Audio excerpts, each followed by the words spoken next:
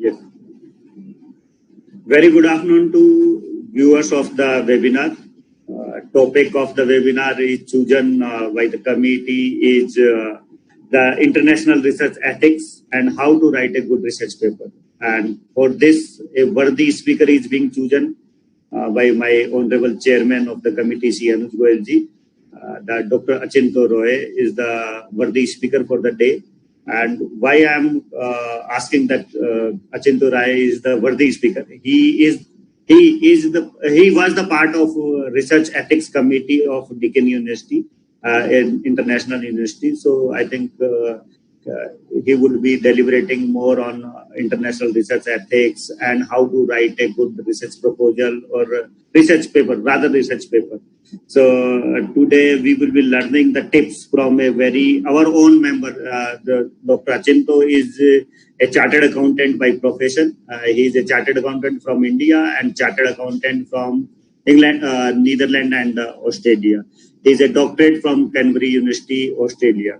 So I think our own member will understand our capabilities and where we are finding difficulties. So he would be the right person who can guide us on this topic. So we have the presence of our honorable chairman, research committee, C. Anuj Goyal. He is the 5th term council member in the council. Prior to this, his tenure in the council, he has given his 5th term in the council, 15 years almost in the council. Prior to this, he was chairman for regional council of Central India Regional Council, and 6 years he has given to branch. So almost half of his life, or more than half of his life, he has given and contributed for the profession. And friends, I would like to share with you that he is a member of CA, all 3 professional institutes. He is a chartered accountant. He is a cost and works accountant. He is company secretary. In the age of 21, he has completed all 3 qualifications. He is a very excellent and brilliant at the academic front. He possesses MCOM, LLB, and DSA, DIRM. So few I am quoting, but he have a list of the qualifications, so I am not quoting. Other side of his professional qualification and his other profession. Now the day he is emerging himself as a farmer also, organic farmer. So he is busy. He is busy in organic farming. He runs his own institution, one very good NCR, very reputed institution he is running. He is guiding that institution, blessing with his wisdom to the institution.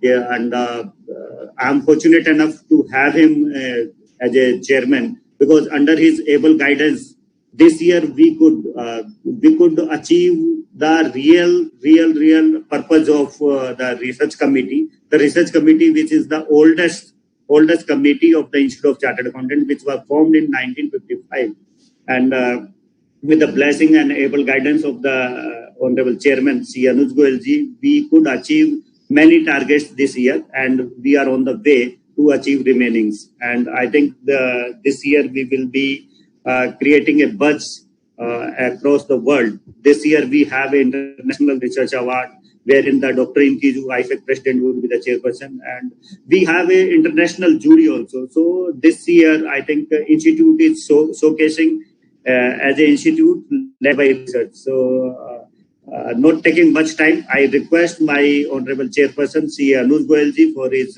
opening remarks. Thank you, Dr. Amit Agarwal ji, our very young and dynamic secretary of the research committee and entire team of the research committee, working day and night under his guidance and mentorship. Our honorable CA, Dr. Achinto Roy ji, who is from at present is at Australia. You are at Australia, sir? Yeah. And who is contributing like anything for the cause of the profession. He is going for a research project also. And I think most of the chartered accountants are very well aware that this year we have come forward with a lot number of initiatives, because as the chartered accountants are the best accounting professional across the globe, we are the second largest accounting body of the world. And being the best accounting professionals, I think it is the need of our that we are supposed to have the very, very strong research, and the chartered accountants can really do wonders in the field of the research, provided the proper mentoring is being done. And this year, I am really very happy to share with all of you that now we are having the doctoral scheme for the young chartered accountants up to the age of 40 years. And for the shortlisted chartered accountants who are going for the research PhD, we will be paying rupees per month up to 3 years. And in addition to that, we are having a research project scheme 2020, in which expenditures up to 10 lakhs of rupees will be reimbursed to the researcher. And in every region, we are having the high power committee to see that how we can identify the best of the research projects. And one research project is being undertaken by Achinto Roy sir also. And in addition to that, for the first time, we will be having international research awards. And along with our international conference, this year we are going to have these international research awards. And none other than the president of the International Federation of Accountants, IFAC president, will be the chairman of the jury.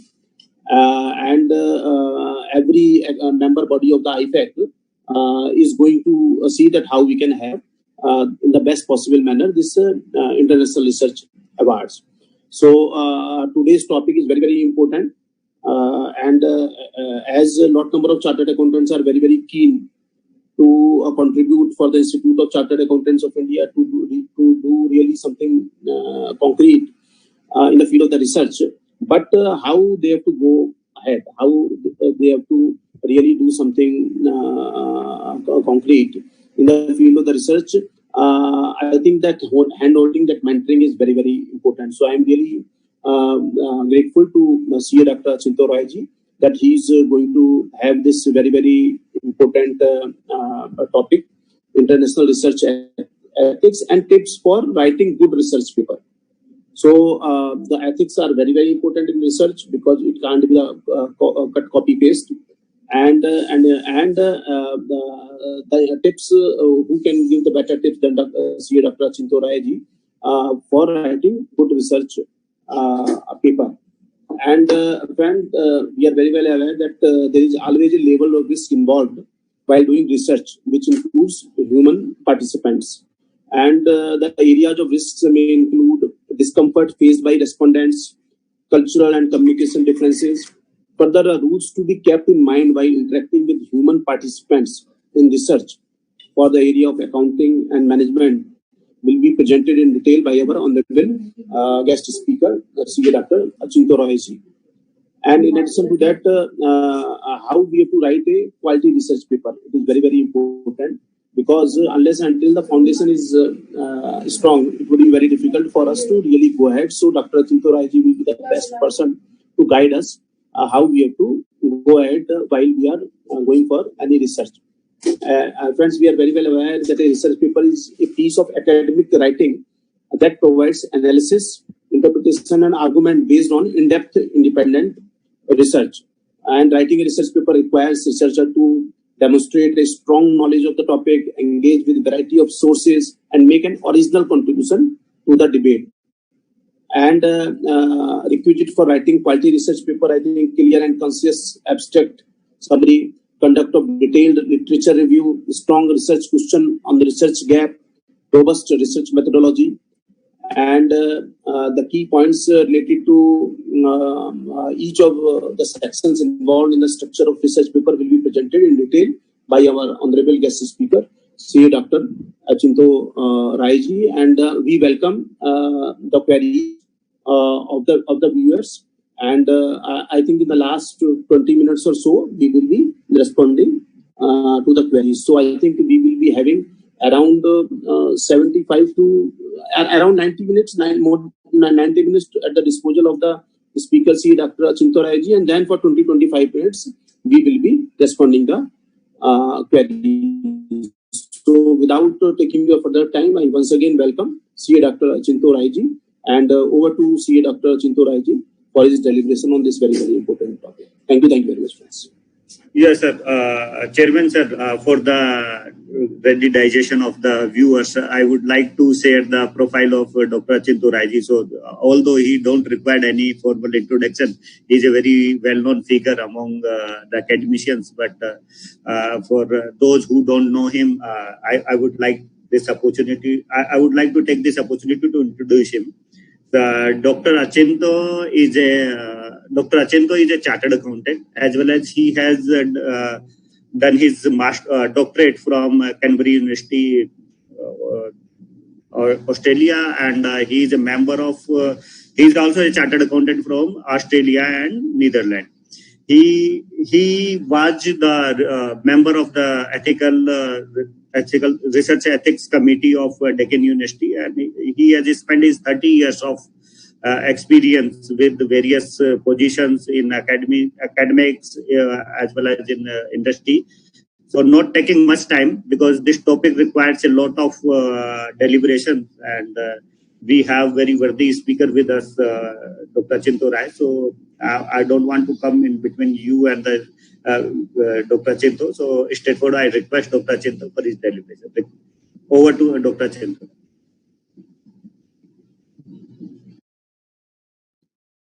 Yeah, I hope you can hear me. Thank you very much for the very warm introduction. I thank the Institute of Chartered Accountants of India for the opportunity that I've been given today to present to you and participate in this webinar with you. I thank our Chairman of the Research Committee, CA Anuj Goyalji, for the warm introduction and the welcome that he gave me. I also thank Dr. Amit Agarwal, the Secretary of our Institute Research Committee of the Institute, for the opportunity that he has given me and for providing the topic. This is a topic which he proposed, that it will be of great benefit to our members. In addition, I thank our colleagues, CA Rahul Paul and CA Amit Agarwal. And I believe there is Jigar Beira is there with us, who is looking after the technical side of it, without which we wouldn't be talking. So it is very nice that I have got this opportunity thanks to the Institute. So a very warm welcome. It is late evening here. It is about 8:45 now in the evening, and I believe it's about 4:15 in India at the moment. Thank you very much for making the time on a Saturday evening and coming for this webinar, and I'll make it worthwhile for you. So, what is it exactly that we are going to discuss today? We are going to talk about research ethics, and research in the sense that research which is meant to inform and create new knowledge. So when we think about knowledge, knowledge is never created out of a vacuum. Knowledge is incremental, meaning you build knowledge in layers. So you start with an understanding of a particular situation, maybe by observation, maybe by experience. And that experience, that observation becomes knowledge. Knowledge is of two kinds. One which is explicit, which is written, and one which is tacit. Tacit knowledge essentially is the knowledge that is within us. So for example, if somebody is living in Delhi and a person has driven in Delhi, and you ask that person, I want to go to Janpat, how do I go there? That person will know how to go there because that person might have gone there before, and that is tacit knowledge. So when we think about knowledge, there is an element of knowledge which is not recorded, and that is tacit, and there is explicit. So we are talking about explicit knowledge in research. We are talking about knowledge that is recorded somewhere, knowledge that we know that we can access. Anybody can access that knowledge by finding the source of the knowledge and reading it, understanding it, and thinking about it. So knowledge is incremental, meaning you look at what is there, You add your own observation, own experience, and you add to the body of knowledge. Sometimes you do not agree with what is there because of your own experience, your observation, or because of the study that you have conducted. And in short, you challenge that knowledge. You alter that knowledge. So for example, if you ask somebody about, and I'm giving you a medical example. If you ask somebody about 30 or 35 years ago, if you had asked somebody that there is a person who is burning, the person has caught fire, and I need to deal with it immediately, what do I do? The old knowledge, which has been now rejected by the medical fraternity, the old knowledge was that you take a piece of blanket or cloth, and preferably a blanket, and roll the person in that to cut off the oxygen supply so that the fire stops and the person is saved from burning further. The new knowledge says, and this new knowledge is also old knowledge because it's also about 30 years old, you spray the person with water, you douse the person with water. And why water? Because the water will cut off the flame, yes, but it will also save the blood plasma from burning off. So the percentage of burns will immediately come down. So plastic surgeons or burn specialists, they did a lot of research on burns victims. And then they came up with this understanding that this blanket theory is wrong. So old knowledge is discarded. New knowledge comes in replacement. So many a time we find old practices are discarded and the new practices actually come into play. So let me just start with some of the preliminary considerations before you start doing research. It depends on what research you want to do. In this case, in today's presentation, I am assuming that we are talking about accounting, business, management, economics, finance. We are not talking about medical research. We are not talking about scientific research. We are not talking about technical research in engineering or aeronautics or anything like that. So whatever we discuss here, whatever I'm saying relates to accounting, business, finance, economics, management. So that is where we are. So the purpose of the research. Why am I doing research? Why am I going to spend time, money, and resources? And that purpose we have to first define. Is it that I want to challenge existing knowledge? Is it something that is new in my mind? I think that the existing knowledge is not good enough. Is there something that I want to do differently? Do I want to bring about a change in that knowledge bank that we have? So the current knowledge bank regarding accounting, for example. So when I was very young, and one of the things that came to my mind, and I'm talking about the time when I was doing my articleship, I read something about a company called General Motors, which all of us know. And there was the CEO of General Motors, Alfred Sloan Jr. And in one of his speeches, he said, the difference between two companies and the balance sheets of two companies are the people behind it. So the people behind the company actually determine the balance sheet of the company. The profit and loss and balance sheet and all the economic activities and all the outcomes, the good financial outcomes, are possible only because the people are of great caliber.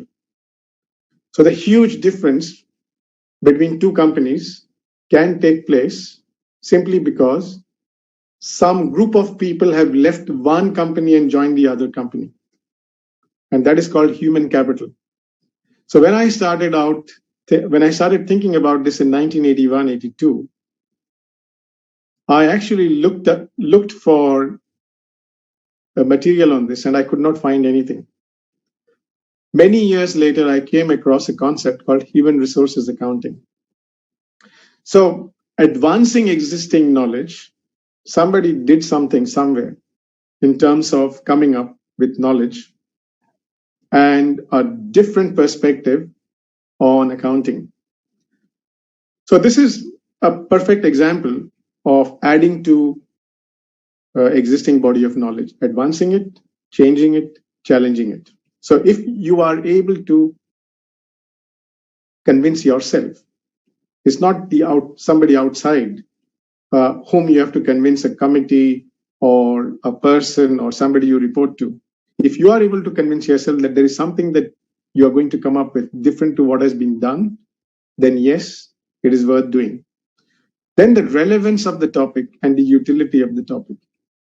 We can do a lot of research which may have no utility at all.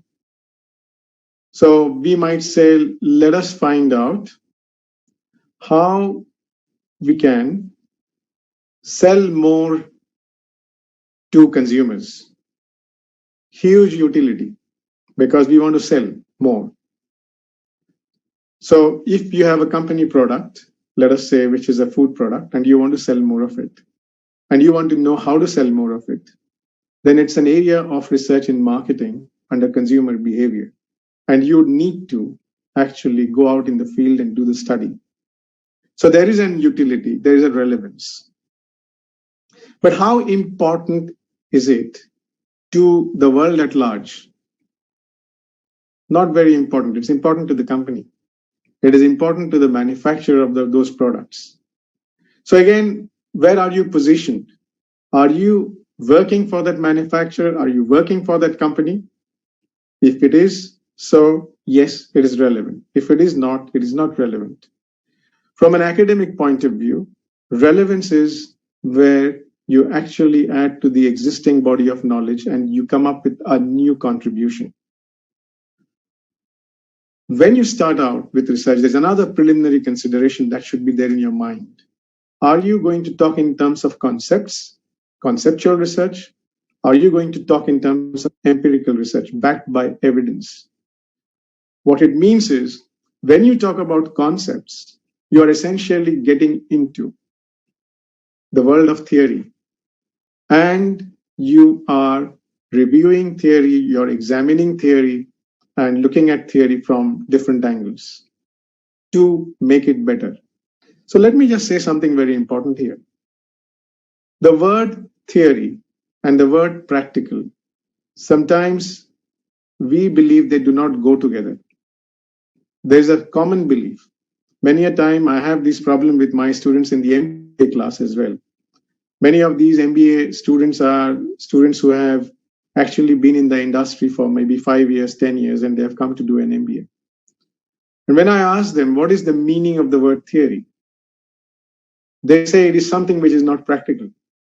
Some of them, of course, say what it is. They give you the meaning, because nowadays there's a big advantage in a classroom, and especially in a classroom when you have a lot of students who are adult students, they have their mobile phones next to themselves. And the moment you ask them a question, they look at Google to find out what's the answer, and they tell you what is there in Google. And that is essentially what they tell me. They just immediately, somebody would be clever enough, look at it and say, okay, theory means this. And then I ask them, where is the source? And they say, oh, well, I looked at Google. So when you think about theory, there are some people who believe it's not practical. There's no link with practice. Theory is theoretical. It's in the books. Now, that is a very, incorrect position, put it this way. Theory and practice go together. Theory and practical events go together. So if I ask you, if you hold a pen in your hand right now, wherever you are, maybe a pen or a pencil or any book or anything, and you hold it and you say, okay, here is a pen, I'm holding it, and I drop it like this. I'm holding it, and I let it go. It drops. Why does it drop? Oh, well, there's the law of gravity, because of which it goes down. It doesn't fly up. So law of gravity is the theory which actually tells me why the pen goes down. So theory is essentially an explanation for an event or an occurrence or a phenomenon that is taking place in front of you. So conceptual research is extremely important. Understand this part. It is not plain theory. It is revisiting theory and questioning theory. It is questioning the basis of what we are practicing. sometimes. So the conceptual research is a very difficult task sometimes. It is very difficult because when you need to place an argument as to why the theory that you know as is flawed, you need to go very deep philosophically and conceptually to place an argument as to why that is not right and that needs to be looked at differently. Whereas empirical research is easier, it is simpler. Because if you have defined the research question well, if you have worked out the data collection process well, then you are in a much better position to come up with a clear answer to the research question based on the evidence of the data that you have collected. Finally, or most importantly, should we go for qualitative versus quantitative? What is the method that we want to use? Qualitative means in-depth interviews, taking a small group of people, a sample, and going deep and meaningfully deep to understand what these people are saying, why they are saying what they are saying, to find common themes, to understand how those themes relate to your research question. Whereas quantitative is going for a representative sample of the population. So if I want to know how people think about the impact of COVID-19 on business, I can do both qualitative and quantitative, and I can combine the results of both and call it mixed methods. And I can look at the themes in qualitative, and those themes I can actually build into a questionnaire, conduct a survey, and maybe survey about 10,000 people through a link to SurveyMonkey or one of those surveying tools and get their responses. So qualitative versus quantitative is something which we need to understand right in the beginning as to what we are going to do, what method we are going to follow. And all these considerations have to go one after another before we start working on any research project. You cannot start a research project and then start thinking, what am I going to do? Because all this has to be thought of right in the beginning. And most importantly, how do you fund the research? We might say, okay, we don't need funding because I can do it, spare some time and do it. Yes, we can do that. But funding a research is very important. Looking for money for research is very important. And the research committee of the Institute of Chartered Accountants has recognized that. So they are actually providing funds for research projects. And the funding actually gives you the chance to look at research in a professional way. It gives you the chance to actually make it a professional venture where you have a timeline, you have a cost-efficient structure of doing things.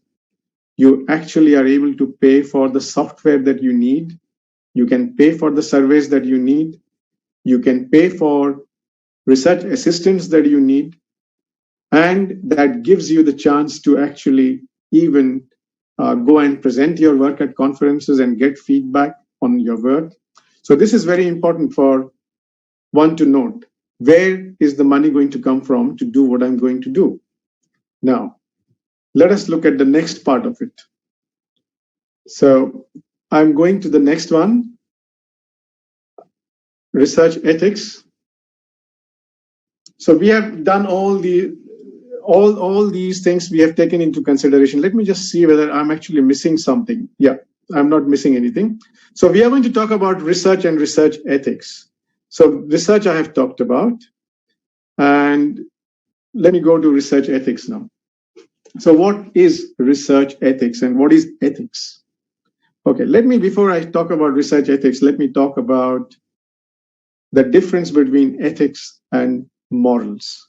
Very important concept, ethics and morals. Because many a time we say this is immoral and we say this is unethical. So what is ethics and what are morals? So morals are the expected standards of behavior in society. I'm making it very simple for you to actually pick up the concepts. I'm sure that many of you know these, but the reason why I'm talking about this is because I'm going to link it up to the process of research. And even if you know this, please bear with me, because it is always better to, link the dots and connect them, and then connect it with what I actually am going to talk about. So there's a reason why I'm going through this. So maybe you might feel that, okay, I know what is morals, I know what is ethics, but please bear with me. Even if you know it, give me the chance to explain. So research is dependent on ethical processes. Ethics and morals are two different concepts, although people use it synonymously. So morals are the expected standards of behavior in very simplistic terms. They are the expected standards of behavior in society. Who expects that? Society expects that. And ethics is the body of knowledge. It is a philosophical body of knowledge that questions the validity of the morals in society. So, for example, if you go back to the point in time when slavery was there in the United States, there were people working on cotton plantations in the southern part of the United States. And it was common for people to buy and sell slaves and put them on the farm to work. So the moral standards of behavior actually accepted slavery. Slavery was considered as a normal thing, that you could buy a person and you could sell a person and you could place that person in a farm to work, in conditions which are inhuman. That was accepted. That is the moral standard of society of that point in time in the United States, sadly. Ethics is the body of knowledge which questions that, says that this is inhuman, this is wrong.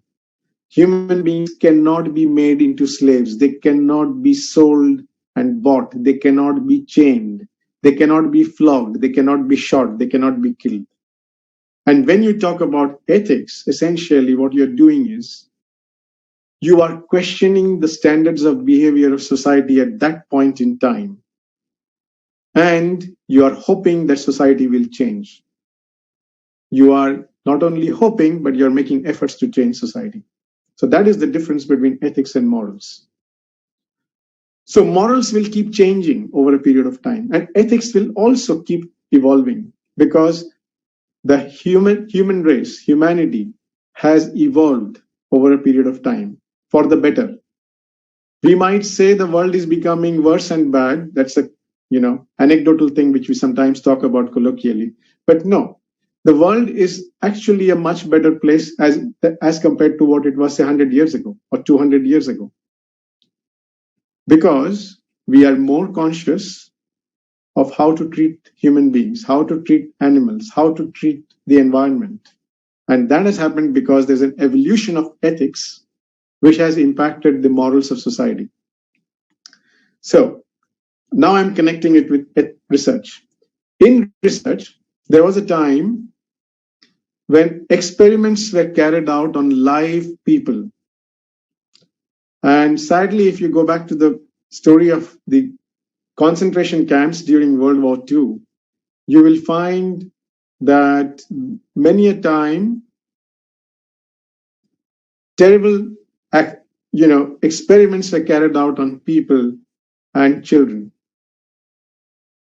And many of those people, of course, died in very tragic conditions and circumstances. So it is immoral. Even in that point in time, it was immoral, it was unethical, everything was wrong with it. But why am I mentioning this is there is an element of ethics and there is an element of legality when you deal with human beings. You cannot treat human beings in certain ways when you're doing research. You can't do certain things. If you're doing medical research in particular, you cannot make people guinea pigs. You cannot experiment with them with their lives. because sometimes the medical research that we are conducting, that might have side effects which might be terrible for the person, and the person might live with it for their entire life. The person might die, the person might be disabled, and some serious long-term health effects can take place. In recognition of that, and this is a reference I have provided, the Indian Council of Medical Research issued a statement. All these discussion took place in the 70s in India, many years back, almost 50 years back. And around 40 years ago, the Indian Council of Medical Research issued a policy statement. That is where the first research processes became very clearly quantified in India. And that is the point in time. And even before that, some of the education institutions in India started out with certain forms of ethics in doing research. The Institute of Chartered Accountants had a code of ethics right from its inception, 1949. And that too has evolved over a period of time. If you go back to the code of ethics, it has evolved over a period of time. And the idea of ethics is to actually influence and shape the moral standards of behavior in society. When you have certain ethical expectations, you are not only, honoring your legal commitments, because the law is usually behind ethics. Remember that. The law is not ahead. The law, if you look at all the things that happens in this world, the law is a matter of hindsight. It is not a matter of foresight. Every time there's a problem that takes place, a fraud that takes place, then we think of the law, how to prevent it. So law is essentially an act of hindsight, not a matter of foresight. Whereas ethics actually is a matter of foresight. Philosophically, you're looking ahead. You're thinking of what you ought to do. Maybe the current state of affairs is such that it is not really, creating any legal problems, yes. But there is a possibility that there are things which are not right. And you believe that those things can become better. To make those things better, what do? You change the law. How do you change the law? You don't change the law in one day. It doesn't happen. So first you have the code of ethics. You have the expectations laid down. And the Institute's code of ethics, if you look at it, there are things which are futuristic, because that tells you this is what we would expect you to do, because philosophically, this is the right thing to do. So business and accounting research in India, if you look at it, many universities in India has a lot of universities which have a long history. We are not talking about Nalanda, which is the oldest university in the world and which has been revived. And a colleague of mine actually went there and he became the dean to set up when it was launched. So Nalanda is another story. And we are talking about the universities which were set up in the last 150 years, as well as the ones which are recent universities. There are about 400 private deemed to be universities in India right now. Most of these universities have a research ethics process. Most of them have. All of them do not have, but most of them have. And a good sample is here for you to have a look at. Now in Australia, where I live and work, at my university, that is Deakin University, we have a research process, we have research ethics, and we comply with the national statement of ethical conduct in research when you're dealing with human participants. Why do you need this? You need this because your research or my research should in no way harm society. It should actually help society. The purpose of research is not to harm somebody. It is to help. It is to find answers, to find solutions, to build knowledge, to create opportunities. So let us look at the next one.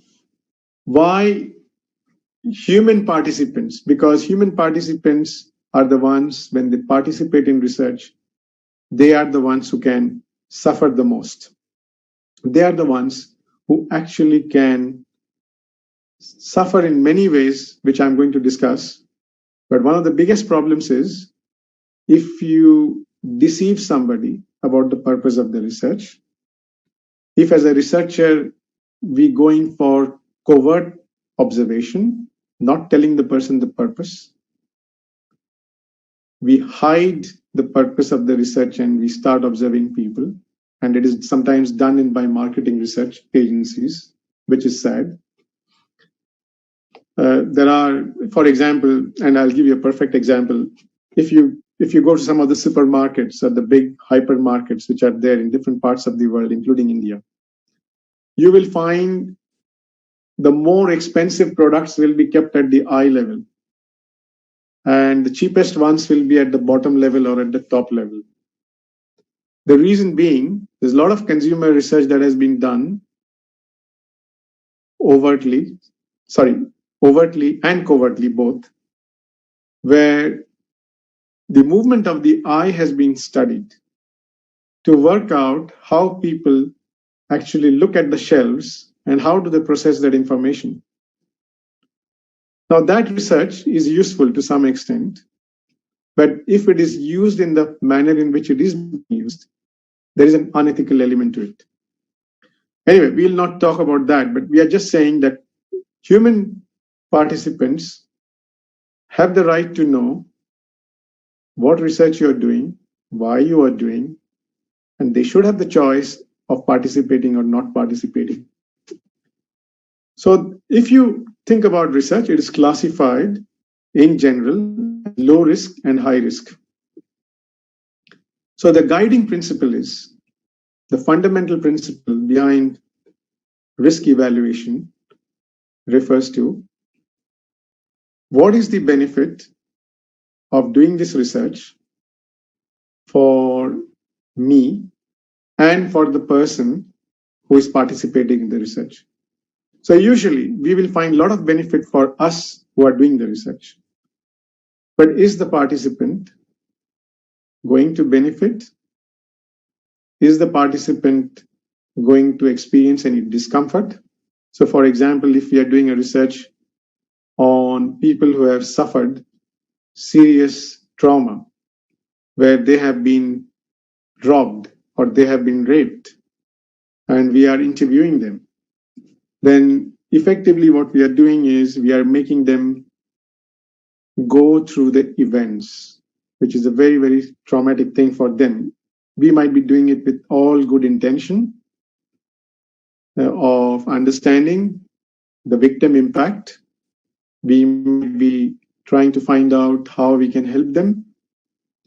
But the very fact that they have to go back in memory, talk about an event in their life which they would love to forget, but they can't, an event in their life which has left deep scars in their minds and hearts, if we bring that up, many a time people react badly. React badly meaning they can have anxiety attacks, they can have low blood pressure, they can have some health issues, and all this is called discomfort. So when we talk about research, we have to be very, very careful about the nature of questions that we are asking. So if the benefit outweighs the discomfort in certain situations, then it is high risk, but it can be evaluated by a committee. But if there is no discomfort at all, and that discomfort is practically absent, then that research is low risk. Low risk also takes place when questions of race, ethnicity, gender, discrimination, people under age of 18, that's children, doing research with vulnerable groups, people who may not be educated, may not be able to read and write, may have language issues, all those things come into play. And the National Statement of Ethics in Australia covers all this. And many of the university ethics committees in India and elsewhere are very mindful of all these things. So when we talk about risks, how do you know it is low risk or high risk? Well, there is a set of questions that most committees will have. They will ask you, and that will tell you whether your research is high risk or low risk. But it is not an individual who can usually tell you. Yes, they can tell you looking at the criteria, but the actual assessment, the risk assessment, is always done by a committee. And in most education institutions, it is a committee that takes the decisions of what is high risk and what is low risk. Now, if you have any questions as you keep going through, as I keep going through, excuse me, please keep writing your questions, and there will be a question answer time, and I'll be very happy to answer all your questions as best as I can. But at this point in time, don't lose track. If you have any questions, keep it ready. And if you come up with any questions as I am speaking, please do make note of it. So the typical areas of risk, and we are talking in terms of high and low risks in conducting research with human participants. The most important thing is informed consent. If you tell a research committee, or if I tell a research committee that I am going to secretly observe people and film them, or I'm going to secretly watch them, and then decide, whether what they're doing is different to what they should be doing, etc. And I'm going to go through CCTV cameras to study their habits, etc., then it is not informed consent. Informed consent is that the human participant should be aware that they are participating in research. This is not detective work. This is an interaction between us as researchers and people who are human beings who have every right to refuse to take part in research. They have every right to refuse to take part in research. Very important. Number two, because they have the right to refuse to take part, sometimes what happens is there are positions of power. So for example, if I want to do any research with my students at my university, I cannot do it easily. I will have to go through an extremely complex process to get the permission to do research with students. And I might be denied the permission. There's a special consent process, not only for the student, but also for me to follow. So for example, if I have a student in my class, I actually cannot interview that student if I'm conducting a research. And at this point in time, I'm conducting a 3-year project of student mobility, of students traveling between institutions for short-term programs. That project is, I started it in 2019, and it is going to go up to 2023. And in that project, we are looking at hundreds of students. But can I talk to a student about it? Answer no, I can't. Because I'm in a position of power technically, and a student will feel obliged to talk to me. So who talks to the student? Well, I don't, a research assistant does. And a research assistant does it following a certain protocol. And the protocol is clearly laid down by the committee. So informed consent is one of the most important things. So wherever unequal relations and positions of power come, you cannot actually conduct research with the human participant. You can't do it. That is the basic research etiquette and rule. Number 3, age. Informed consent. What is the meaning of informed consent? Somebody who is competent to contract in law. Somebody who is not competent to contract in law because of age or disability, or is a vulnerable group in society, they cannot give you informed consent. So in short, if we want to conduct any form of research where somebody who is underage, minor, somebody who has a disability, physical or mental, and has challenges, to put it in a different, challenges of any kind, mental health challenges, physical challenges, any kind of vulnerability, maybe because of language, because of even geographic location, lack of access to internet, lack of access to legal advice, that human participant you cannot ordinarily conduct research with. If you have to do that, there's an extremely complex process with the protocol, which you have to follow. Why? Because they can be taken advantage of by the researchers. And this is the ethical standard that is expected of high quality research, that we have followed the process. We have not done something where we have literally collected the data through coercion or some kind of chicanery or some kind of misinformation or some kind of pressure. That research is invalid. Most important, the language of communication. So we have a research document which has a plain language statement. Plain language statement means you don't use academic language or legal jargon to explain. You put it in the simplest language as to what you're doing. And number two, you have a simple one-page consent form. And in the consent form, the person signs consenting to either participate in the research or says no and doesn't sign anything. Even when the person consents, there is always, as per research ethics, a right given to the person to withdraw consent at any point in time. This is a very, very difficult thing. Let me explain this to you. We need to give the right to the person to withdraw at any point in time. If we have not given that right, and we have said, well, finished, you signed it, end of story, you can't withdraw anymore. That is unfair. That doesn't happen.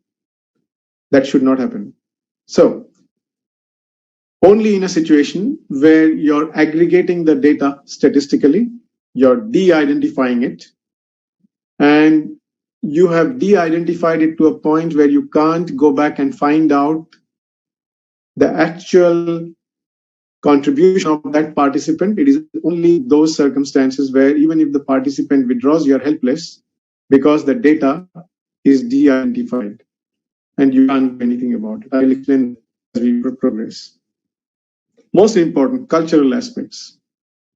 So culturally, how do you address somebody? How do you actually, respect somebody else's culture? There are cultures where people do not want to discuss certain topics. There are cultures where people do not like photographs to be taken. There are cultural aspects where certain types of research is not encouraged.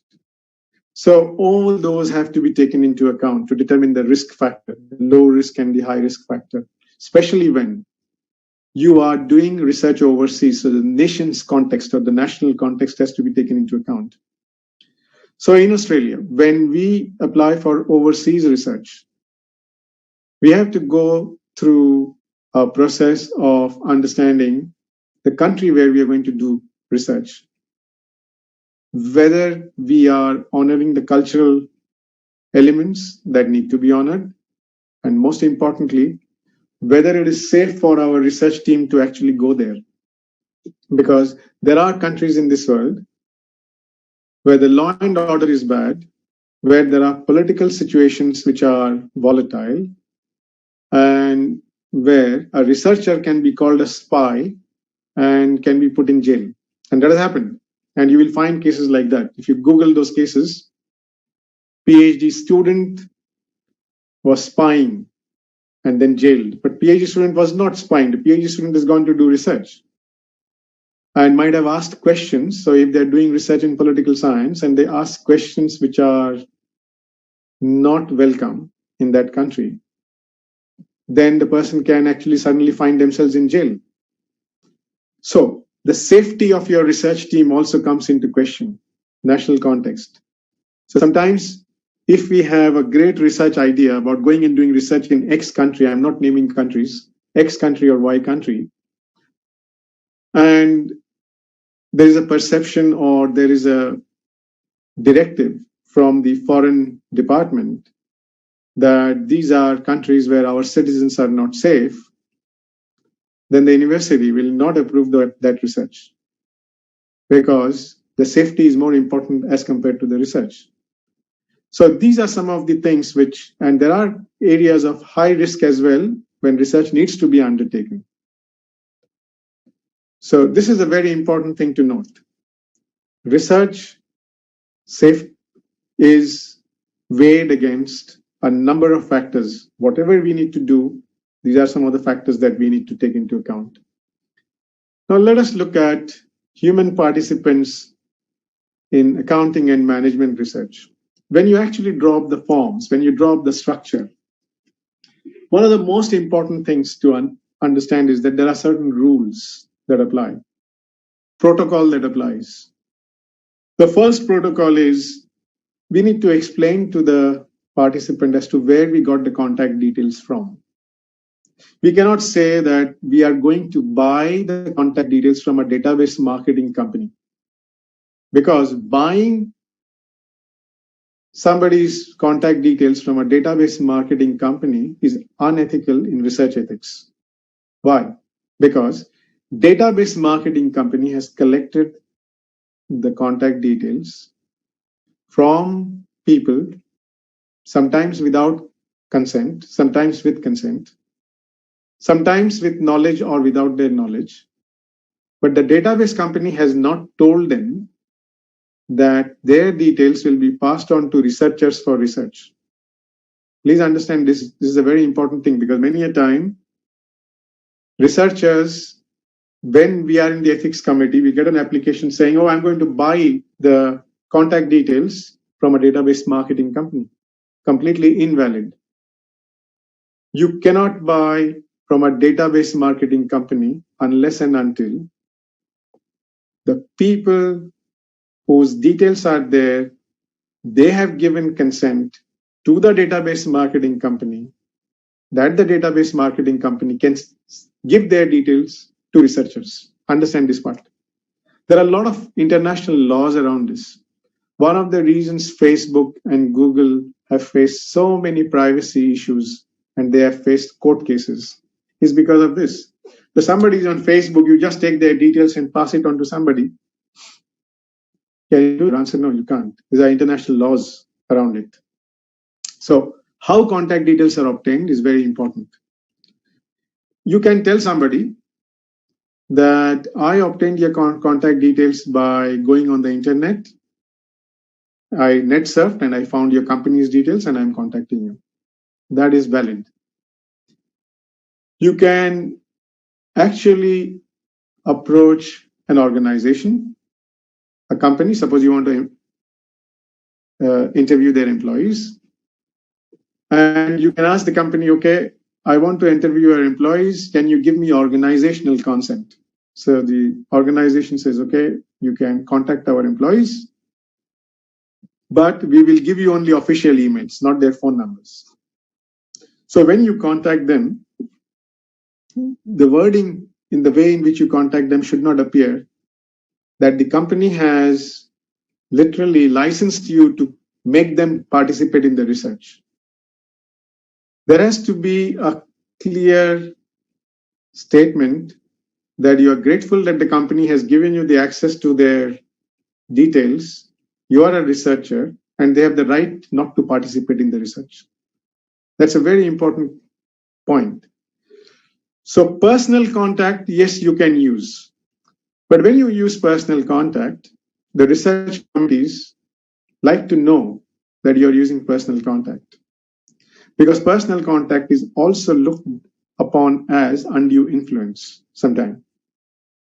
So you may be in a position of power, and I am a chartered accountant, and I have articled trainees with me, and I decide that I want to interview them. So I know them personally, yes, but I'm in a position of an unequal relationship. So if I ask them that I want to do research and you have to answer these questions, even if I tell them that you have the right not to participate and right to withdraw and right to do everything, there is an element of asymmetry. The relationship is a little bit like this. Only when they've passed CA and they're out of respect, if they are in touch with you and then they participate, that's a different thing. So this is a very important thing to understand, personal contact, how you're using it or misusing it. Then there are questions that you can ask, questions that you cannot ask. There are questions which are considered too personal. There are questions, especially in medical research, there are certain boundaries. But we are not talking medical research, we are talking accounting and management research. So many a time, you might have a survey which has a binary option, yes and no. Two options, yes and no. So I might have a question like this. Do you earn more than rupees 1 crore? Yes or no? So the person might earn 5 crores and write yes. Or the person might earn 5 crores and want to say no and say no. But the person actually is put in a box, literally. The person has to say yes or no. And that is not a fair situation. So there has to be a third option, and the person should have that option saying, I'm not answering this question. So yes, no, not answering this question is an option. So the person can say yes, can say no, yes, if they want to. But if somebody says they don't want to answer this question, that this is the question which is too personal, I don't want to answer it, so I'm not going to answer it. So that is an option that has to be there. So nature of questions, there are things which cannot be asked, and there are things which can be asked, and even the things that you can ask, there has to be an option for a person to say they don't want to say, they don't want to answer, because that is the way research ethics operates, that people have the full informed consent and the right to choose what they want to answer and what they don't want to answer. So the consent process also is connected with incentives. So for example, we have all these student participants in my project, and I have research funds to give them a voucher, a shopping voucher for their time. Can I give it to them? Answer yes, but if I want to give it to them, then the plain language statement, when I approach them for the research, I have to mention that clearly. And the quantum, the actual amount of money, should be considered reasonable. Now, what is reasonable for me may not be reasonable for somebody else and may not be reasonable for the committee. So for example, if I offer them a $200 voucher, the committee will not accept my application. They will say this $200 is an incentive to buy their consent. It is not an incentive that you are giving for their time. One of the reasons the incentive is given is also to just give them some compensation for their time. There are people who might just do it for the incentive of $200, and they might give all the answers that you would like to hear. That is not really good research. That is research which ultimately has less value. And many a time you will find when an academic paper is written, you really need to declare that you have been giving incentives to the respondents. Really good research should not offer any incentives. So what do I do, especially if they are students, they're young people? You want to give them something, so you give them a reasonable amount of incentives. But that incentive is part of the consent process. That incentive is part of a disclaimer or a disclosure in your writings and in your report that this was the incentive offered. So please understand, the provision of incentives is not always the best way to get a research participant. Yes, you might say, why should somebody participate? That is true. But at the end of the day, if you have to give an incentive, please go back to your university rules or your ethics that apply. And if nothing applies, then the most important thing is please keep the incentive reasonable. It should not be such that it actually influences the consent process. Now let us talk about data collection and processing. So we are talking in terms of empirical research. We are talking in terms of research that is based on evidence that we gather through the process of maybe surveys, maybe we do qualitative survey studies, we do in-depth interviews, whatever. So the data we collect and we process, there are some ethical issues around it. So how do you collect the data? In what format? So for example, you want to voice record the data.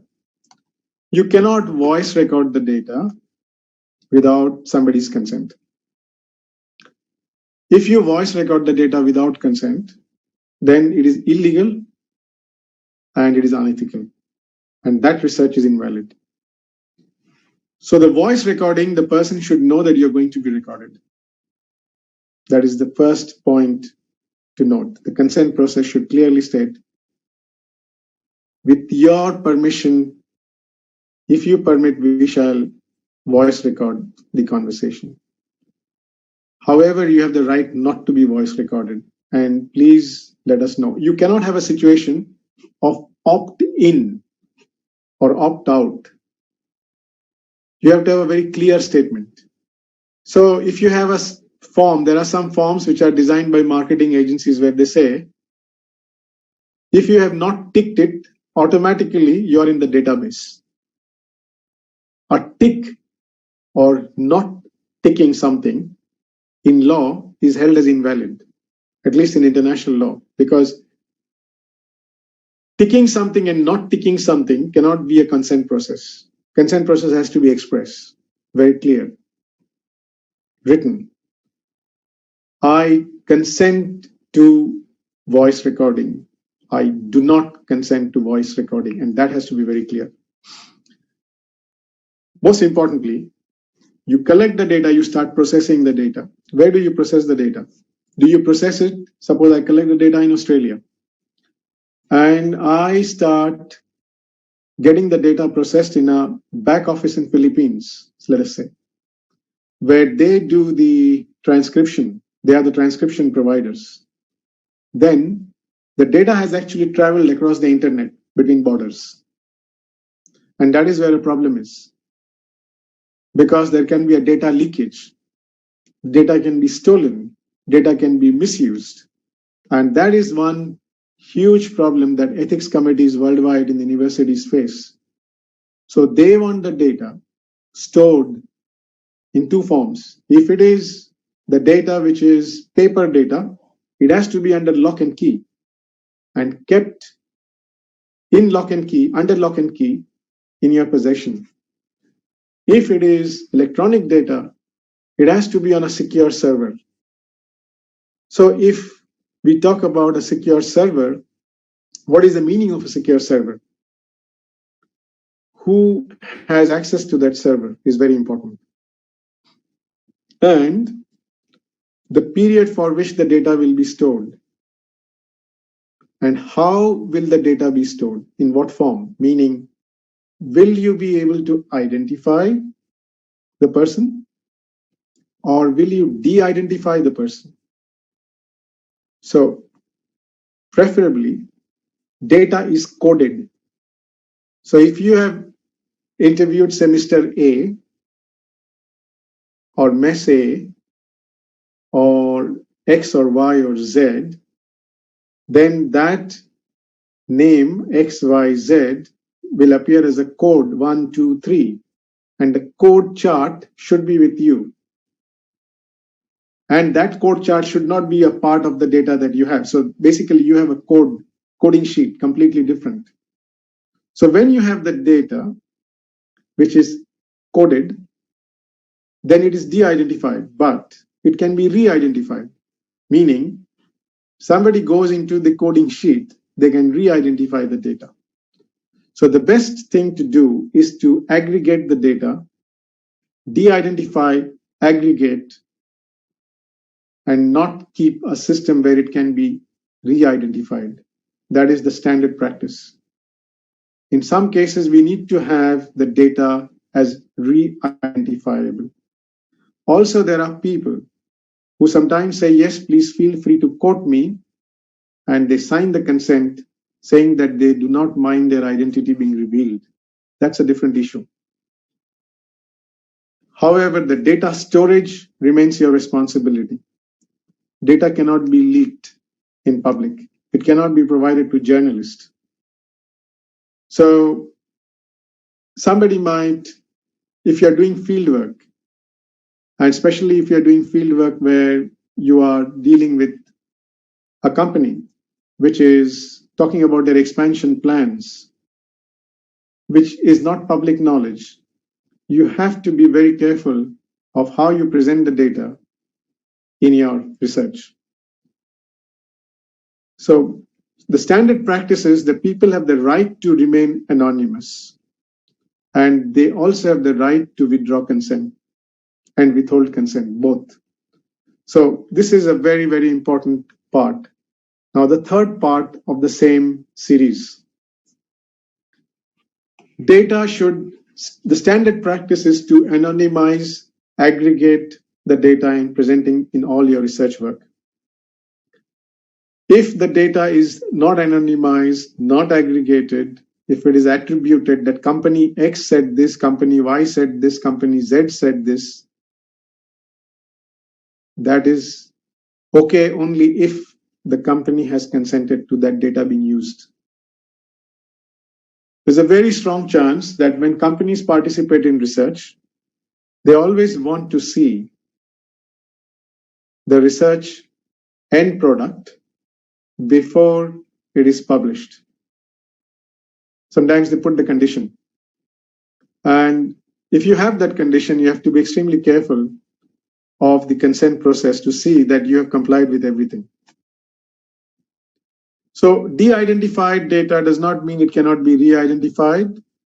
You have to have a very sound reason for keeping it re-identifiable. And the ethics committees usually will question you as to why you want to re-identify the data, why you don't want to aggregate, why you don't want to anonymize. So that's a very important thing. The data transcription services, you cannot use. Normally, universities have approved services. They prefer onshore services. It depends on which university we are talking about. There are universities which are flexible. There are universities which are not. I personally do not know the situation in India, but I know that there are data transcription services in India. So it's easy for many universities to get the data transcript created and processed in India. One of the most important things is data storage and destruction. So I talked about storage. I have not talked about destruction. So under the Australian law, we need to store data for 5 years. After 5 years, we have to destroy it responsibly. What it means is, if it is paper data, you put it in a shredder. You don't put it in a waste paper basket. Common sense, but people sometimes do these things. If it is electronic data, don't leave it in a USB somewhere. Don't leave it on a disk somewhere. Don't leave it on a computer, hard disk, which the computer you have, let us say, discarded, and the hard disk has gone somewhere, and somebody has got hold of the data. So these are some of the key things to remember. So electronic data is actually very vulnerable. There are researchers I know of who store data only in computers which they do not use to connect to the internet. So They maintain a computer which is only for storing data.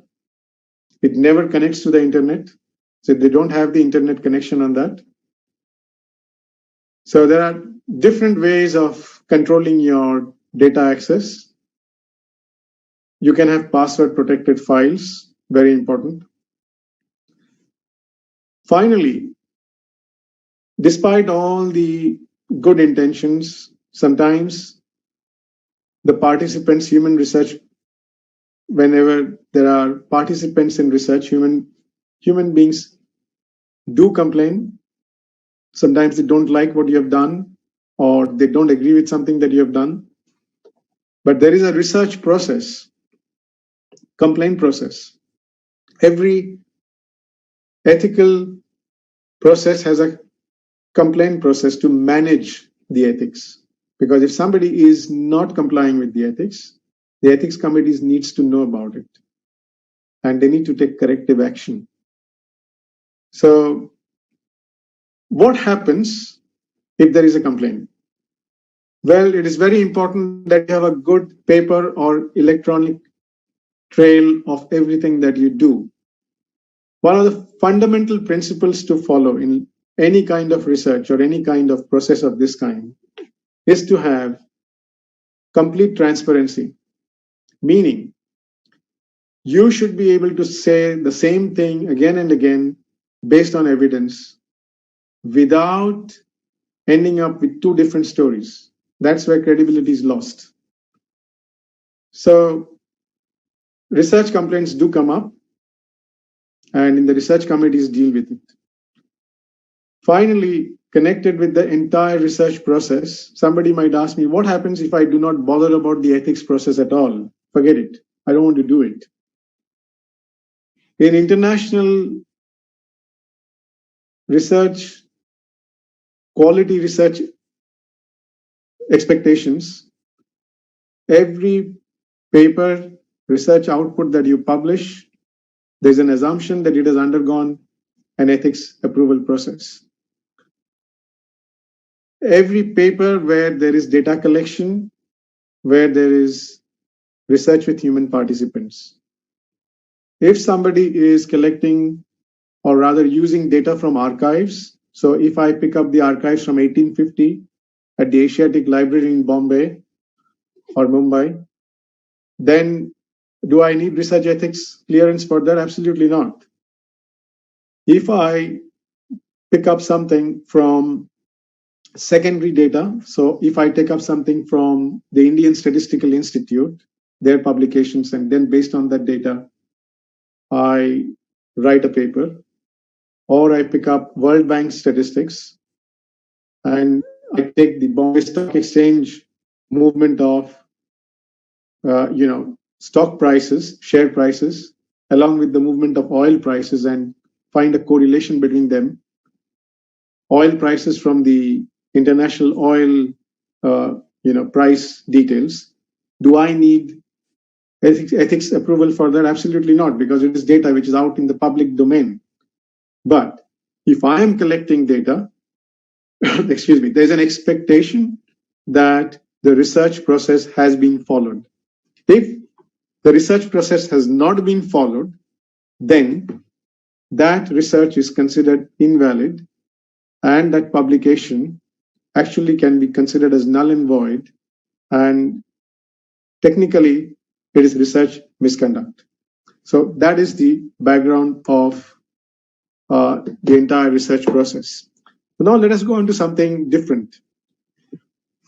How do you write a quality research paper? And this is a very simple yet complex thing. Let me explain this to you. Why it is simple, why it is complex. Writing a paper actually is a very pleasant experience. It's a very simple thing to do. You start out with an idea, you start thinking, you start writing. It becomes a complex process when you start thinking in terms of quality research. Because at the end of the day, after writing a paper, you want to get it published. And there are a lot of pitfalls in publication. Publishing papers is sometimes a very, very tedious process. And let me explain this to you. When you start out with any research paper, the most important thing is to start crafting it. I've used the word crafting, means actually it's like craft. It's like an art. You start right from the beginning, you start thinking about the topic as to why you want to do it, the relevance of the topic.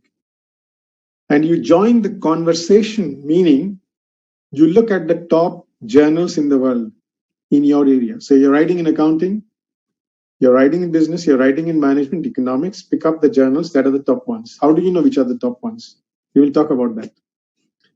So you pick up maybe 4 or 5 journals and you start reading the articles in that.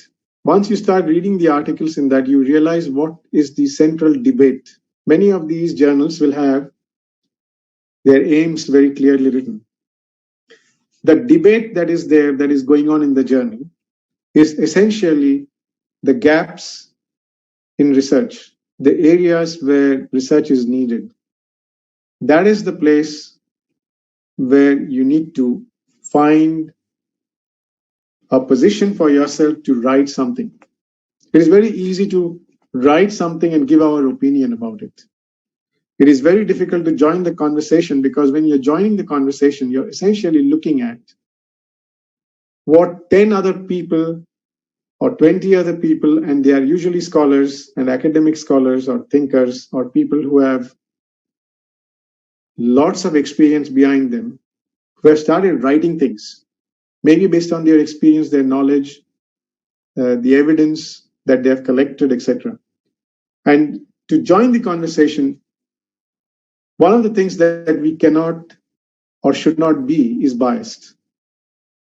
Knowledge acquisition has to be done with an open mind. So many a time we might have a viewpoint, and that may not agree with what is there out there in the conversation, unless and until we do not have a very sound evidence as to why our viewpoint is backed by evidence and why it should be considered. We cannot be biased against some other research by saying, oh, well, it doesn't agree with me, so that's not good research.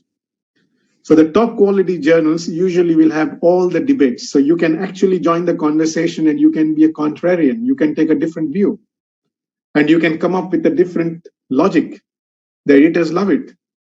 Excuse me. But to do that, you need a solid, rigorous academic work behind it. How do you do that?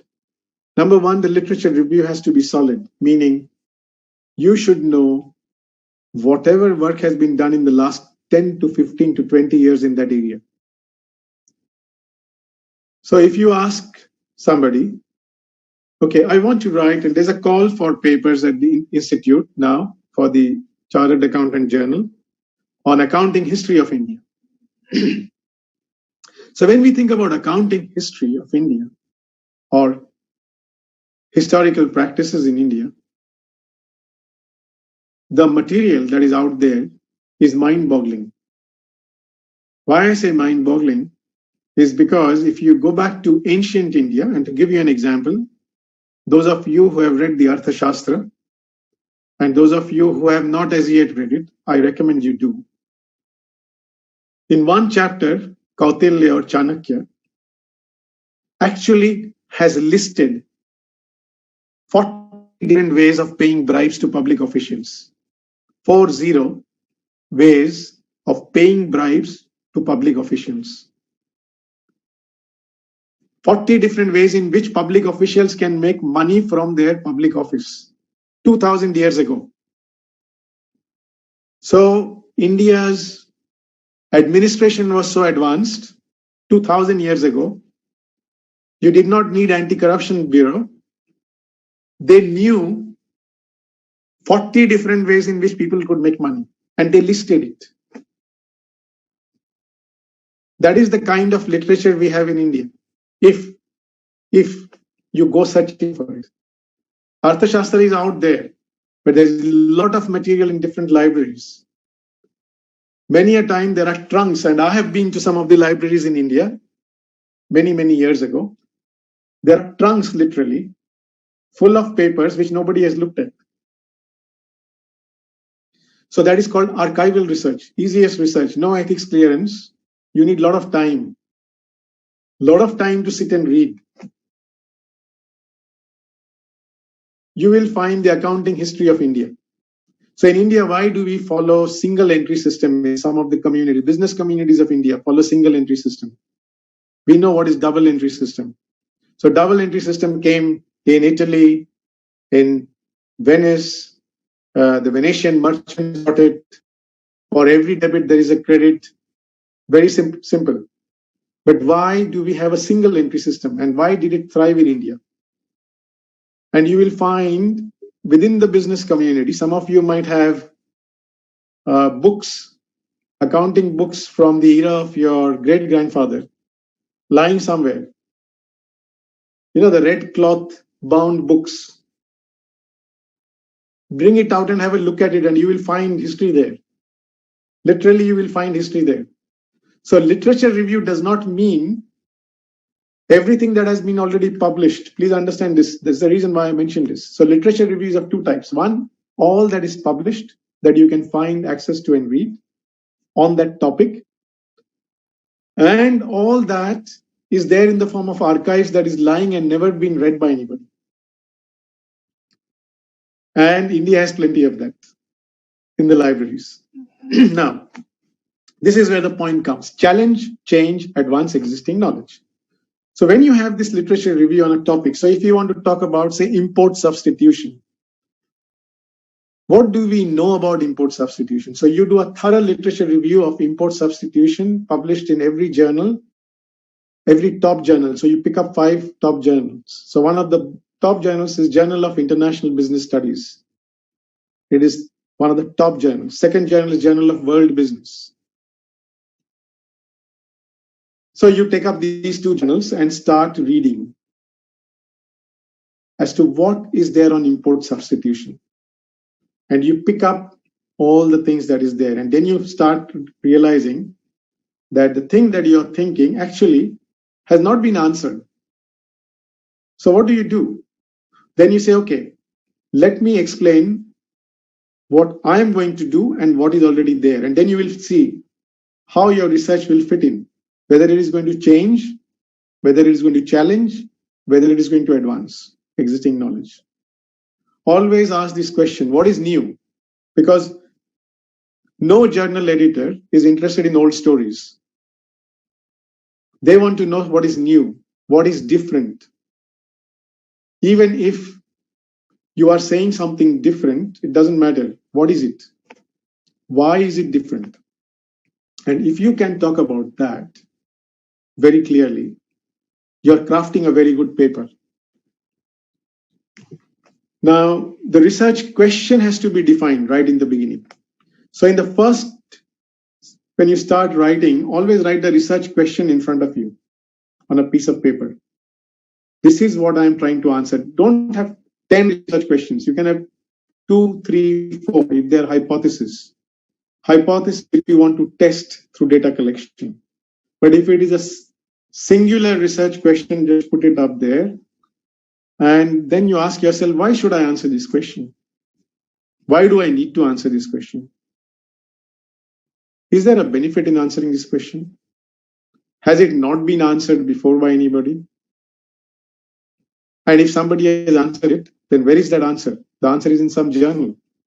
Answer is in some publication. So should I go to Google Scholar and check it? And you might find the answer. Should I go to Web of Science and check it? Web of Science is another database. And you check it, and then you will find the answer. If you find the answer, don't get discouraged. Think of that answer and your answer. What is the difference? And then you start saying, okay, this has been done before, yes. What were their findings? What are my contentions? What are my findings? Are they different? What is the difference? So, for example, when we say two companies, and we are talking strategy now. Two companies decide to go into a foreign market. One company wants to enter the foreign market directly by setting up their own operations. Another company wants to go and get a joint venture agreement with a local partner. Who is right? Who is wrong? You go back to research. In two journals, there's a Journal of Strategic Management and a Global Strategy Journal, and Journal of World Business. Three journals. You go back and you take a look at market entry through joint venture partner, direct market entry with setting up own operations, and you will start getting the papers. If you do the right database search and you start looking at the answers, and most of those will be empirical research based on data collection, and you will see that the answers will more or less start, there will be a pattern. So then you ask yourself this question: if I take option A of going and setting up things, then these are the things that can happen. If I take option B, these are the things that can happen. So what are my findings, my way of thinking? If I do this, this might happen. If I do this, this might happen. Yes. But if I have a third solution that is different, that has not been done by somebody before, so then I can start testing it. So that is a theory that needs to be tested in practice. So then I will have to find out how I should do it. This is a difficult part sometimes. So research question, you have to be very clear as to what it is. Once you're clear, you start designing the research, the structure of the research. The entire structure of the research has to answer the research question by doing two things. You choose the correct methodology and use the correct research methods. So when we talk about methodology, we are talking about the framework within which the research is going to be done, the theoretical framework. We are talking about the qualitative, quantitative, ethnographical, critical theory, which approach we are going to take. Whatever we select, the approach that we select, within that, we work out what we are really going to do, the actual method, implementation of that approach. So are we going to interview in depth? Are we going to go for online or paper survey? Are we going to go for focus group? Are we going to go for studies of cases? All of these are valid depending on what is your research question. So your research question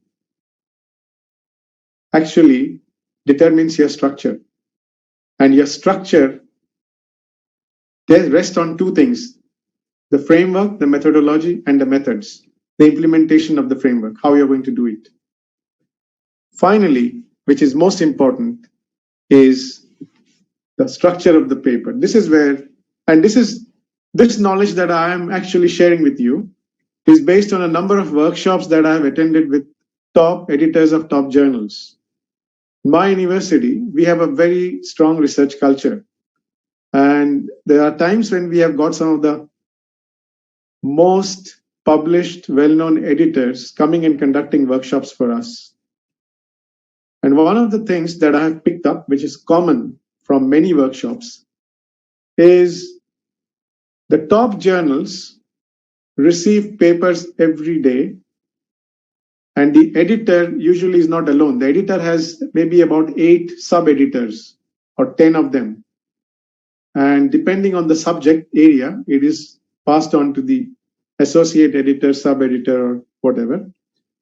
They read only the first 2 pages to determine the fate of the paper. The first 2 pages or the abstract should be able to convey the exact contribution of the paper. If your paper in the first 2 pages is not conveying what do you want to say, what is the finding, what you have come up with. Sometimes if it is a quantitative study, you cannot put up the finding at the top, but you can always put in the abstract. Suppose it is a research question, aim of the paper you put up at the top. You cannot put up the finding, but you can put it up in the abstract. But the contribution of the paper, you can always put up in the first 2 pages, that this is the contribution. So the structure of the paper has to be very clearly explained.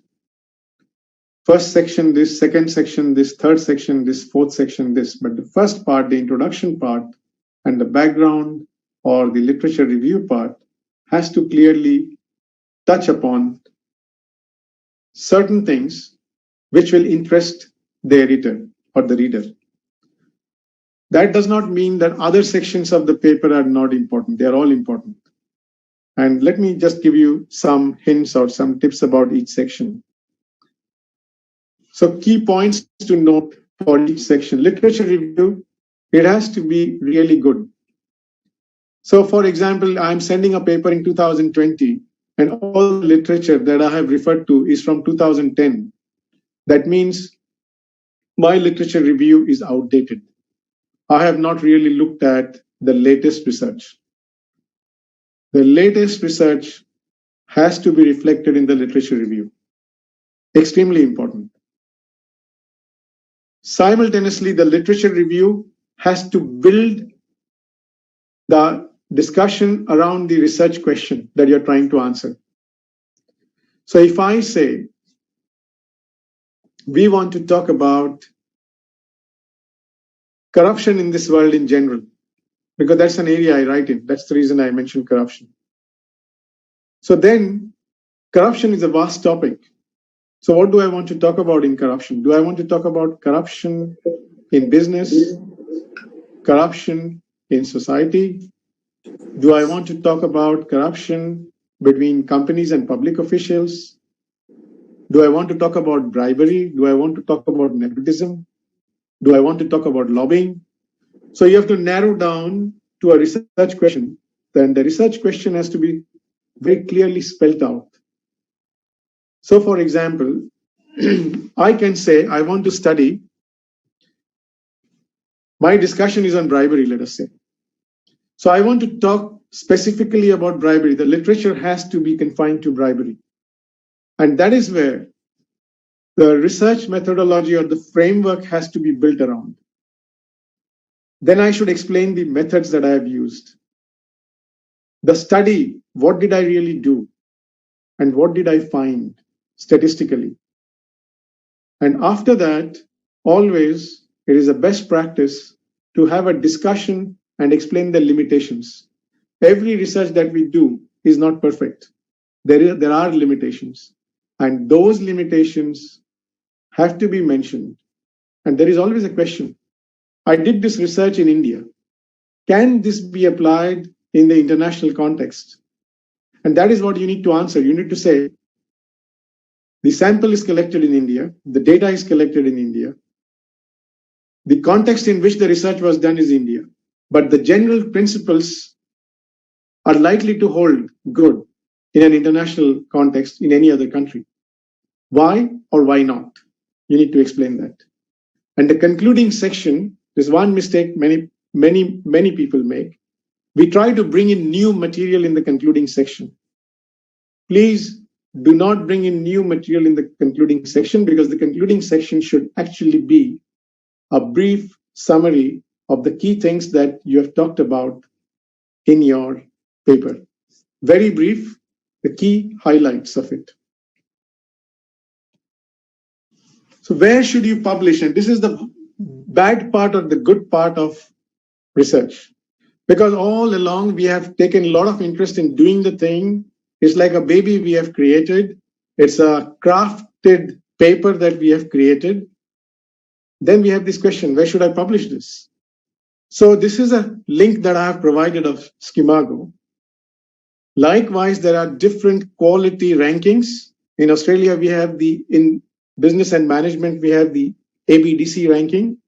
That is the Australian Business Deans Council ranking. Many universities have their own rankings. But this is a standard ranking which you can look at. If you do not find the name of a journal in this ranking, you should look at some other rankings. If you do not find the name of the journal in any ranking, my sincere advice to you is don't bother to publish it in that journal, because the journal has to be ranked somewhere. And if it is not ranked, you don't know the impact factor, you don't know the peer review process, you don't know anything about the journal then.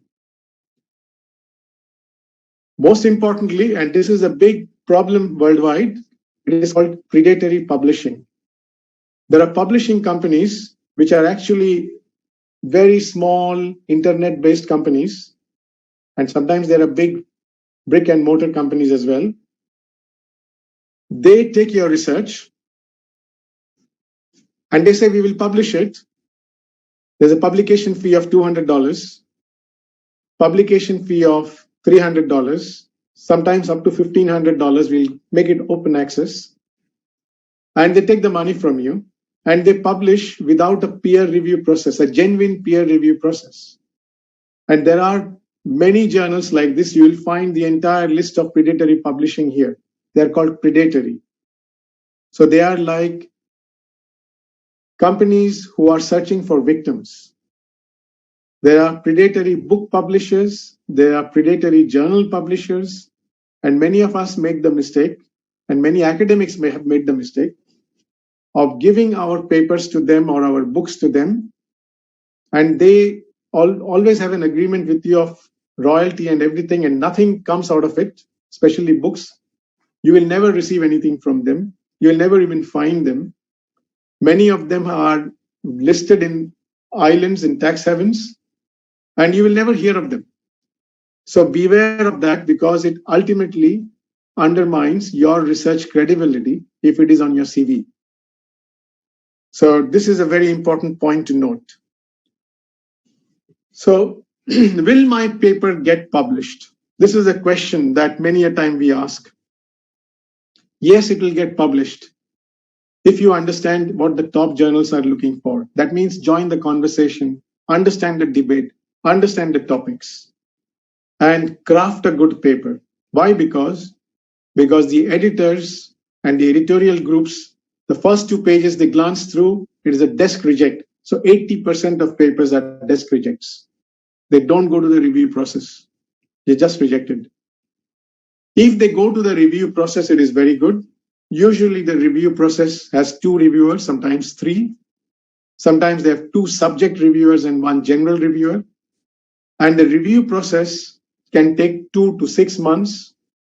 I have a paper in review in 2 different corrections, 2 phases, and it has been there since 18 months. It's in a very top journal, and top journals can take up to 12 to 18 to 24 months. So the review process and rejection does not mean something bad. It simply means it's a learning exercise, because the best of the journals give you a thorough reasoning as to why they have rejected. The reviewers give you a clear understanding. And if you follow what they have given you, you can actually rewrite the paper and submit it to another journal. Most top journals don't accept the same paper again from you. They don't, even if you have done the corrections. So if they accept it and they say, okay, fine, these are the corrections you have to do, now revise and resubmit. That is called R&R. If somebody gets R&R with the top journals, it's a great honor. So to revise and resubmit, sometimes the corrections are huge. They're time consuming. So that should not disappoint you. You should actually feel happy that you've got the invitation. Finally, the impact of the publication is seen in terms of 2 things: the citation index in Google Scholar, in other indices, and the application of your research in industry, application of your research in practice. And application comes over a period of time. It doesn't happen in one day, and citations also doesn't happen in one day. So on average, to get citations, it takes anywhere between 12 and 24 months, up to 3 years, up to 4 years. Sometimes a citation picks up for a paper after maybe 10 years. So it is all depending on the topic, depending on how relevant the topic is, how much of interest is there, how many other people are working on it. Citation should normally not be the criteria for publishing research. The most important thing is quality research in good journals. And this is where I think I have stayed within the time limit, just about. And your questions are very welcome. Mind you, there are two references I have provided at the end of it for those who want to just go back and have a look at these. So your questions are welcome, and I'm ready for your questions. I'll just have a sip of water. Thank you. Thank you, CA Dr. Achinto Rai ji. I think the way you have covered this very, very important topic for the profession, I think it is something great. I welcome our Honorable Vice Chairperson of the Research Committee, Kemisa Soni ma'am from Indore, from our own central region, the only lady central council member in our institute, and she is the chairperson of very, very important ethical standard board of the institute. Welcome, Kemisa ma'am. Thank you, sir. Yeah. Thank you, sir. So we will be having the delegation and concluding remarks of Kemisa ji after a few questions. So very quickly, I'm going through some questions, and then we will have the concluding remarks and vote of thanks by Kemisa ma'am. Mr. Vinay is having one question. Are you going to display good and bad samples of research paper, Achinto ji? I think we have already covered. Good and bad samples. The bad samples are usually not published. The good samples are there in the top 10 journals of the world. I can give you the names and you can have a look at them. So if you are making notes of that, I'll give you the names of the top 10 journals in the management research area. Number one is Administrative Science Quarterly. These are not ranked as 1, 2, 3. I'm just giving you the names. Number 2 is Organization Science. Number 3 is Academy of Management Review. Number 4 is Business Ethics Quarterly. Number 5, Journal of International Business Studies. Number 6, Journal of World Business. Number 7, Journal of Business Ethics. Number 8, Journal of Organization and Management. Number 9, Journal of Management Reviews. Achinto ji, we can exit the screen. Yeah. Screen sharing. We can exit from screen sharing. Yeah. So I've given you 9 journal names. Please take a look at these journals. Look at the impact factor, the citation index, and you will find that anything published in these journals are at the top of the game. Right. Then another question, CA Nisa from Alwar. If anyone wants to start research on a particular topic, then what points should consider? It depends on the topic, but the most important thing is, the first and foremost is to do some reading on the topic area and find out what is the current state of research and what has not been done and what you're planning to do. So if you're planning to do something which has already been done, then are you planning to do something different? Are you going to add something? And most importantly, if we are a member of the institute, we have to be aware of 2 things. Academic research is slightly different to practitioner research. Our interest is more on practitioner research areas. So if you're conducting practitioner research, then you need to actually fall back on experience and collect data on what you are thinking and see what the data is telling you. Right. Thank you. Then CA Manoj Kumar from Anand, whether Money Control is authentic app for getting financial data. Whether Money Control is authentic app for getting financial data. Money Control. Money Control is it a website? It is an app. Yeah, I'm not aware of Money Control. Okay. I'm not aware. But what I would say that there's no harm in collecting data from multiple sources. So if you want to know the authenticity of, say, one Money Control or X or Y or Z, collect data from 2-3 sources and check what is the data discrepancy. That is my suggestion. Right. Then CA Devgupta from Dehradun. Sir, I feel privileged to take the session. Thanks for increasing our knowledge. I have a request to make. Can you yourself suggest me any international university to start my PhD?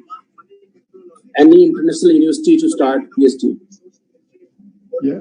Thank you very much for that question. I will recommend my university, but if you want to start a PhD, you need to have a research background. So if you have done some research work, you're welcome to get in touch with me, and I can talk to you through email. Yeah. Then CA Nishta Sharma from Alwar. I have completed CA LLB MCom, but after having these qualifications, Indian University requires PhD degree.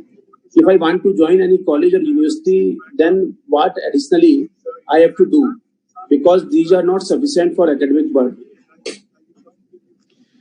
See, what you need to do is, if you have done an MCom, and if you can do an MCom thesis, essentially what a foreign university looks at, I'm not talking about foreign meaning, I'm talking about Australian.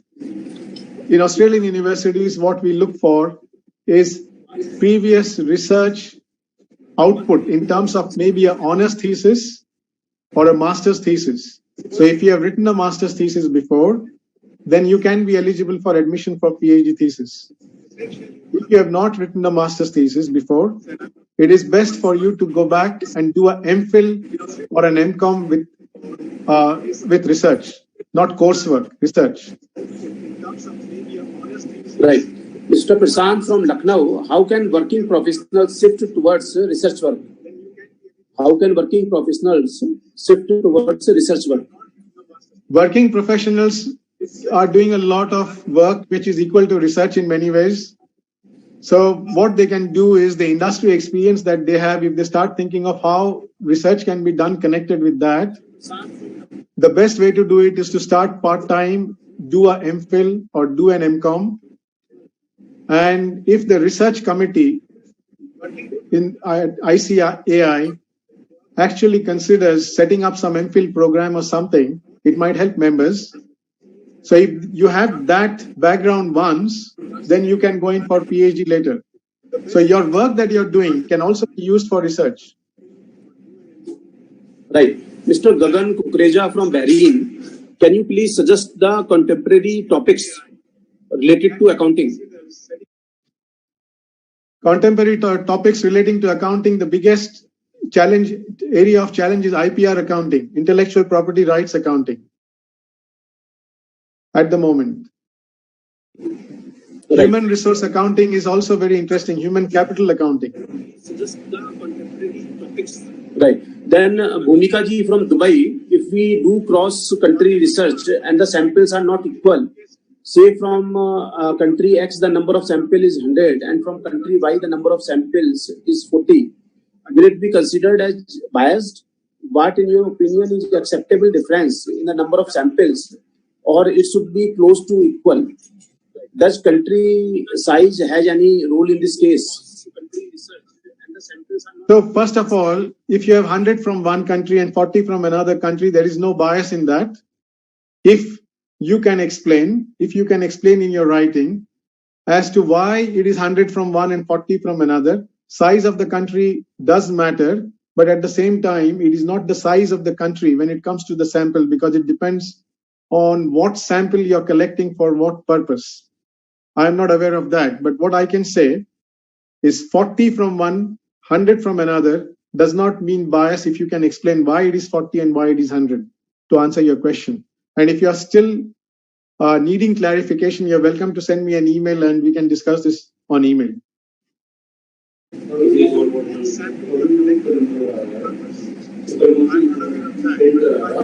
Mohammad Safi from Chennai, in your opinion, what are the major and important topics that needs research at present? See, it depends on topic in which area, accounting, finance, or something else. Yeah. Then Bhumika ji from Dubai again, should we cite seminal literature if it is old? Will it be considered as outdated for literature review? See, what you consider seminal literature, you should cite it. But after the seminal literature, what has happened after that is very important. So, for example, we talk about ethical climate in a company, or ethical culture in a company. I have written 2 review papers on that. The ethical climate of a company. The seminal literature is from 1987.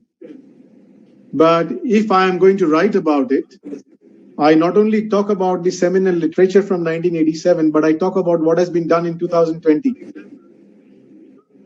Right. And Pinky Agrawal from Mumbai, a good journal has high impact factor or low impact factor, or what should be the ideal impact factor of a good journal?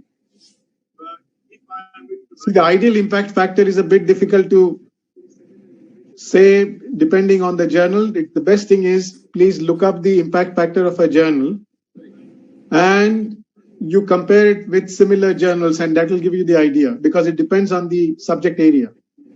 So if you look at an impact factor, say for Academy of Management, it is about 8 point something. So that gives you an idea. So if something is 0.00 something or under 1 or under 2, then they may not be the best journals, may not be. But a new journal, sometimes a new journal comes up, which has a very good editorial board. So you should also look at the editorial board of the journal and where it is published from, who is the publisher. That also counts. So you need to look at all the factors.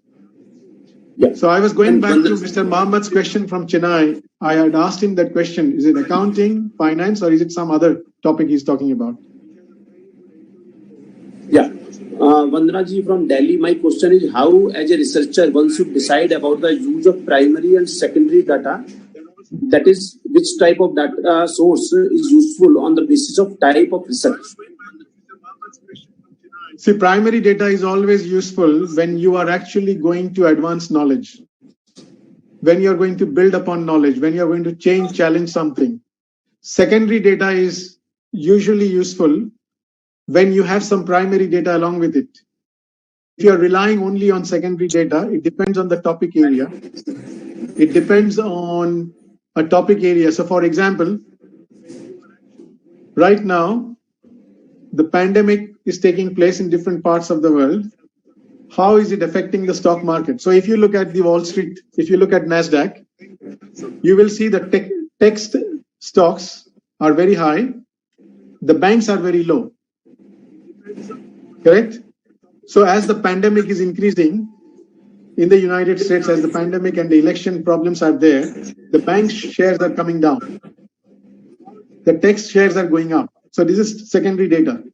And you can build your paper around that. It depends on what you're writing. But if you want to challenge, change, advance knowledge in any technical area, you need to have primary data. Yeah, I think we have to conclude quickly. Mohammed Sefi from Chennai again. If top journals take 18 to 24 months before it gets published, will not the data gets outdated? No, it does not. Because the quality papers usually, like you are in the queue of 12 to 18 to 24 months, there are others also in the queue. So normally what the journals do, if something is accepted for publication, they immediately give it a DOI number and put it online. So there are papers which come online and the paper print might come after another 12 months. So the paper is already out there. Right. Then Mr. Prasant from Delhi, how can newly qualified CAs can enter in the research work?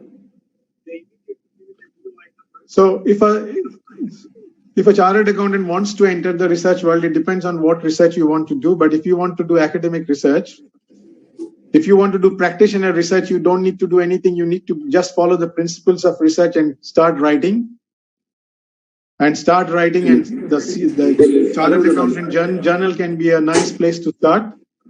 But if you want to do academic research, then the best thing would be to actually get an MPhil or an MCom by thesis and then start writing, because that will give you an idea of research methods and how to how to do research. Mr. Ansuman from Delhi, thank you for the session. Could you share source or on the internet or elsewhere to look the genuine pre-published researchers? Google Scholar is one of them. Correct. Then Mr. Gaurav from Delhi. First of all, I thank the research committee and see Dr. Chinto Rai. Sir, for this public session, my question is about literature review. As you have said, that literature review should be relevant and not too old. But what if we are doing research in such domain in which no recent literature is available? It depends on the domain. When we feel that no research literature is available, it may be that we are not looking right place. Right. So, for example, if I'm looking at the accounting history of India, and if that is the question that I'm trying to answer, what is the accounting history of India? India is a vast country. So accounting history of which part of India? Which era? When? And you start reading, so the literature is already there in the form of history. And then you have to connect it with accounting history. So it depends on how you want to proceed. So for example, there's a journal called Journal of Business History, which is one of the top journals in the field. You go to that journal and you start searching. So you have to search at the right spots. So it depends on the topic where you're searching. Right. Then Mr. Lakshman from Hyderabad, how can we check the completeness of our research paper?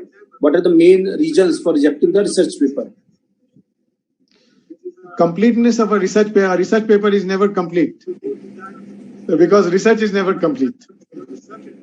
Essentially, a research paper covers as much as you can, but it has its limitations. So it depends on the topic you're covering. You need to go back and read on the topic to see how much you have covered. To write a paper, a good paper, essentially reading is very important, and reading to cover as much ground as you can. So it depends. Completeness of a research paper, difficult to comment if I have not seen the paper. Then C.A. Nidhi from Delhi, what are the current areas for practitioner research in finance these days? One of the... What are the current areas for practitioner research in finance these days? See, one of the best areas for research right now for practitioners is to look at COVID-19 impact on small businesses in India and how the small businesses can be supported.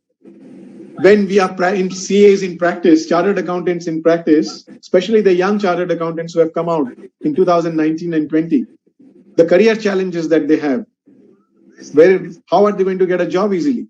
How are they going to get into practice? How are they going to go and do these things?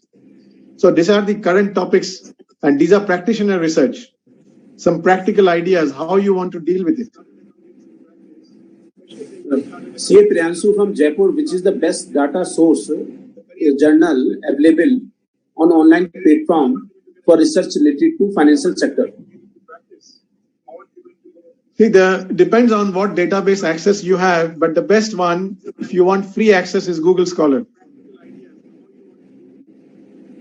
If you have a library access, it is Web of Science. Right. Harpreet Kaur from Patiala, what is basic requirement or qualification needed to pursue PhD from foreign university? Being a CA, would suffice to apply to foreign university? Even if you're a CA, you need to actually have either an honors degree or a master's degree with a thesis, with a research background.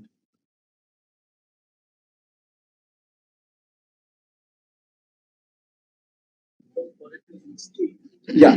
Then Mr. Wasim from Mumbai, sir, sometimes the research work is exposed to political threats. In that situation, how to carry on the research work?